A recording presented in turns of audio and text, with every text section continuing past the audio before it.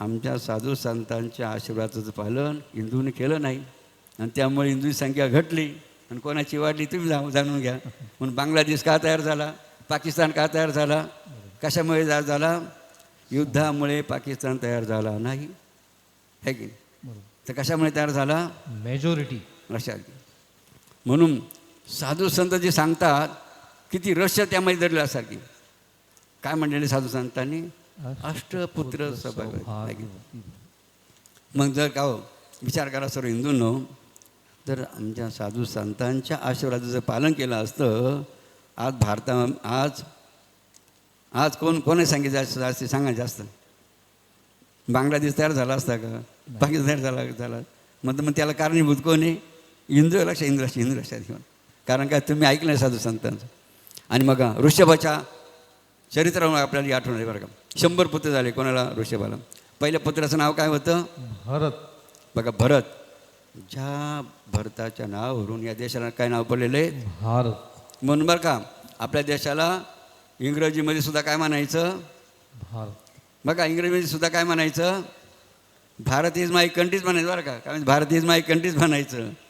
दुसऱ्या शब्दाने आपल्या भारत देशाचा उल्लेख करायचा नाही बरं का. भारताला काय म्हणायचं? भारत का भारत मला लक्षात बरं का. दिलीप गाव आपल्या देशाचं नाव काय आहे? भारत. समजा तर यांचं नाव काय? दिलीप की नाही का त्यांचं आबासाहेब आहे. या का यांना हिंदीमध्ये काय म्हणतील? दिलीप पण आबासाहेब म्हणतील. इंग्रजीमध्ये काय म्हणतील? इंग्रजी काय म्हणते मला? दिलीप आहे की नाही. म्हणजे भाषा कोणती असो त्याच्यामध्ये नाव बदललं जात नाही. जे ते बघ. मग आपल्या देशाचं नाव काय आहे? भारत. आपल्या देशाचं नाव काय आहे? मग कोणत्याही भाषेमध्ये आपल्या देशाला काय म्हणलं पाहिजे? भारत. आहे की लक्षात की.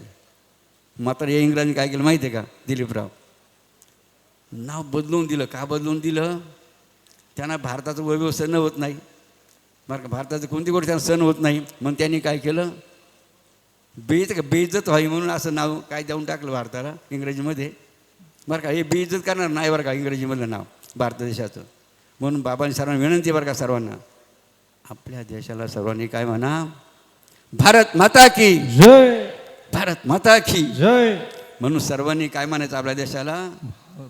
इंग्रजीमध्ये संबोधायचं. भारतच म्हणावर. भारतच. त्या शब्दाने उल्लेखच करायचा नाही. कारण त्यांनी काय होईल माहिती आहे का? आपणच आपल्या देशाची बेइज्जत करण्याचं बघा आपल्याला पाप लागेल बरं. काय लागेल? पातक. जे आपल्या देशाला इंग्रजीमधून उल्लेख करतील ना त्या शब्दाचा, त्यांनी काय होईल? आपणच आपल्या मातेची बेइज्जत केली असं ते होऊ शकतं लक्षात. म्हणून आपल्या देशाला सर्वांनी काय म्हणायचं आहे? भारतच्या नावावरून काय पडलं बघा. बघा भारत किती झाले आता? 99 उरले की नाही. 99मध्ये काय केलं बघा त्यामध्ये काय बघा त्यांनी नियोजन लावलं बघा. 100 पोरांचं नियोजन कसं वृषभरावने ऐकलं बरं का. पहिला पुत्र भरत, दुसरं 9 जे मुलं होते ना त्यांना 9 खंड पृथ्वीचं राज्य दिलं. मग राजा बनवलं. खाली किती उरले? 90. आता 90मध्ये बरं का ऐका 81 पुत्रांना काय केलं? मोक्ष धर्माचा प्रचार करण्यासाठी संपूर्ण जगात पाठवून दिलं. कशाचा प्रचार?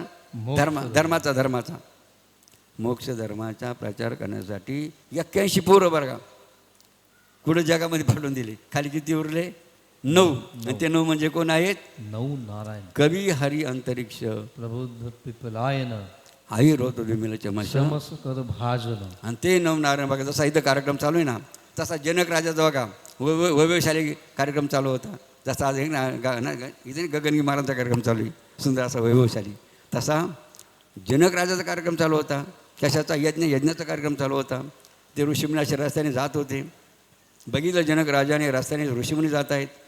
तर त्या जनक राजाने काय केलं बघा? धावत पळत त्यांच्या स्वागताला गेले आणि काय केलं? साष्टांग नमस्कार त्या ऋषीमुनींना केला आणि हात जोडून काय प्रार्थना केली? म्हणे माझा यज्ञ चालू आहेत, आपण काय करावं? आपल्या कार्यक्रमाद्वारे यज्ञाची पूर्णावती करावी. जसं आता का ती पूर्णावती नाही का रस्त्यात येतात ते पूर्णावती बघा यज्ञाची आपल्या करणं अशी विनंती केली. आणि त्या विनंतीला मान देऊन मग ते 9 नारायण कुठे आले होते? यज्ञ मंडपाकडे आले बघा. काय बघा सामर्थ्य त्या 9 नारायणचं होतं. ज्या वेळेला त्या 9 नारायणाचं आगमन झालं ना यज्ञ मंडपामध्ये तर ऋषी मुनी यजमान